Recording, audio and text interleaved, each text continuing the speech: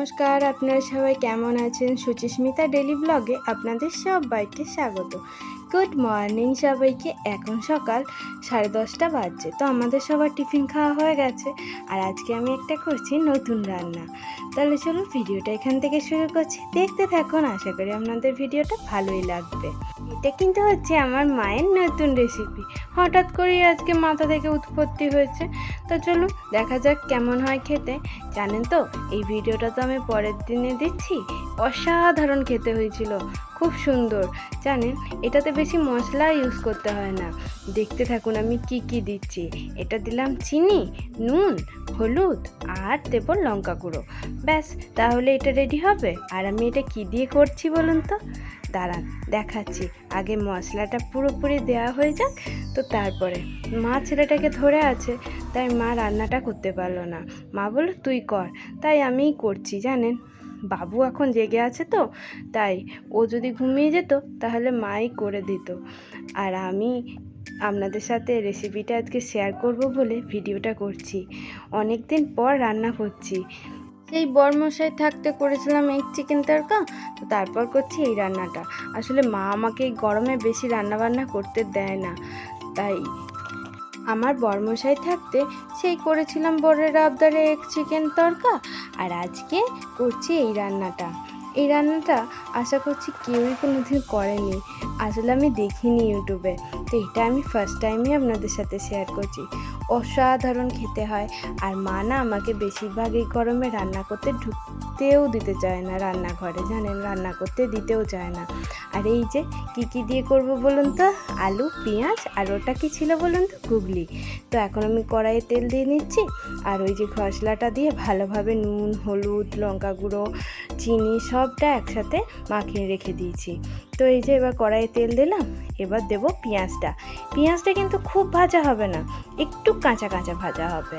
তো তারপরে ওই গুগলিটা দিয়ে দেব। গুগলিটা দেওয়ার পর দেব খসলাটা। পুরোটাই আপনাদের সাথে শেয়ার করছি, আপনারা দেখতে থাকুন। আশা করি আপনাদের ভালো লাগবে। যারা এই গ্রামের দিকে থাকেন তারা তো গুগলি চেনেনি, গুগলি খানও নিশ্চয়ই। যদি কখনো করে খান, এরকমভাবে একবার করে দেখবেন, অসাধারণ খেতে হয়। একদম কম তেল মশলা দিয়ে একটা অসাধারণ রান্না। আর গরম ভাতে এটা খেতে দারুণ লাগে। এই ভাজাটা দিয়েই এক থালা ভাত উঠে যাবে। তো এই যে কাঁচা কাঁচা ভাজা হয়ে গেছে পেঁয়াজটা, অল্পই ভাজলাম। তারপরে দিয়ে দিলাম পুরো মিশ্রণটা। এবার এটাকে ভালোভাবে কম আঁচে অনেকক্ষণ ধরে ভাজতে হবে। আমার এই রান্নাটা করতে মোটামুটি 40 মিনিট সময় লেগেছে। এবার যাদের যেরকম লাগবে, এই যে এবার একটু জল দিয়ে দিলাম। এবার এটাকে ভালোভাবে ভেজে নেব, যাতে ওই খসলার কাঁচা গন্ধটা চলে যায়। আর এটা একদম লাল লাল করে ভাজা হবে। তাহলে চলুন দেখতে থাকুন। কেমন লাগছে সেটা অবশ্যই বলবেন। জানেন তো, আমার দাদা থাকতে খালি আমি এলেই আমাকে বলতো বুনি তুই রান্না কর। আমার দাদা না আমার হাতে রান্না খেতে খুব ভালোবাসতো, তাই আমি যখনই রান্না করি না দাদার কথা খুব মনে পড়ে যায়। এইটা যদি খেত তাহলে বলতো আহা, তো মাকে বলতো আর তোমাকে রান্নাঘরে ঢুকতে হবে না, বুনিই সব রান্না করো। তো এই যে এবার আলুগুলোও দিয়ে দিয়েছি।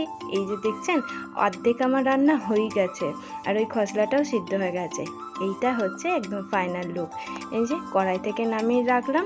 আর একদম হয়ে যাবে ঝুরঝুরে। দেখছেন, একদম মাখা মাখা পাড়া ভাজা। আর এটা একদম লাল লাল হয়ে ভেজেছি। আর এই যে আমার অবস্থা, এখন আমি এই স্নান করে বেরিয়ে এলাম, তো আমার একদম অবস্থা কাহিল। আর এখন করাবো বাবুকে স্নান। আজকে সাবান মাখিয়ে স্নান করাবো। জানেন, বাবুকে অনেক দিন হলো সাবান মাখায়নি।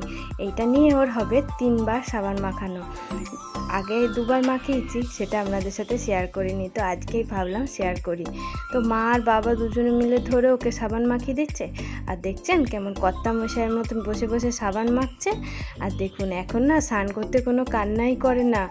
গরমে ওরও ভালো লাগে জল নিয়ে খেলা করতে। দেখুন ও কী সুন্দরভাবে স্নান করে। আর কটা দিন পর বাবা মাকে ছেড়ে চলে যেতে হবে। আর মনের মধ্যে জমা হচ্ছে এক রাশ মন খারাপ। সত্যি, মেয়েদের কোনো নিজস্ব বাড়ি হয় না বলুন? বিয়ের পর সব মেয়েরাই যেন কেমন করে পর হয়ে যায়, তাই না? যেই বাড়িটাতে ছোটোর থেকে বড় হলাম, মানুষ হলাম, সেই বাড়িটাই আজকে আসতে গেলে আমাদের পারমিশন চাই। সেই বাড়িটাতে এসে বেশি দিন থাকাও যাবে না। আবার যখন এখান থেকে চলে যেতে হবে তখন বাবা মাই জিজ্ঞেস করবে, কী রে সবটা গুছিয়ে নিয়েছিস তো? সত্যি। আর যখন এই বাড়িটাতে থাকতাম তখন আমার একটা জিনিস এদিক থেকে ওদিক হলে বাড়ি শুদ্ধ মাথায় করতাম। সত্যি মেয়েদের যে কেন এরকমটা হয় বুঝে পাই না। আমার না খুব ইচ্ছে হয় জানেন, আমার একটা নিজস্ব বাড়ি হবে, সেটা আমারই শুধু হবে, সবাই বলবে এটা আমার বাড়ি। কিন্তু সেটা কি কখনো সম্ভব হবে? জানি সম্ভব করলে পারে করা যায়, নিজের যদি ইচ্ছে থাকে নিশ্চয়ই উপায় বেরোবে। যাই হোক, অনেক বকবক ভুলভাল বলে ফেললাম। তো বাবুর স্নান হয়ে গেছে, বাবুকে এবার ঘরে নিয়ে এসে মা ক্রিম মাখিয়ে দিচ্ছে। আর ওকে না এভাবে ক্রিম মাখিয়ে দেয় মা।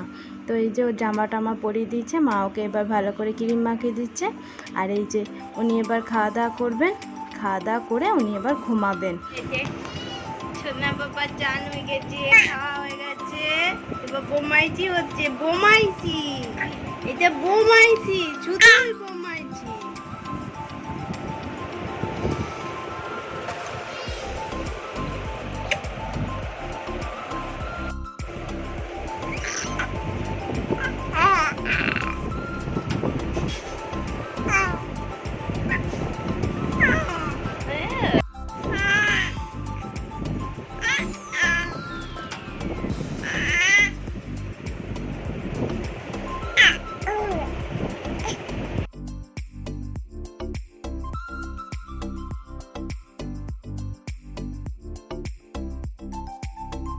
আপনাদের সাথে আবার অনেকক্ষণ পর দেখা করছি।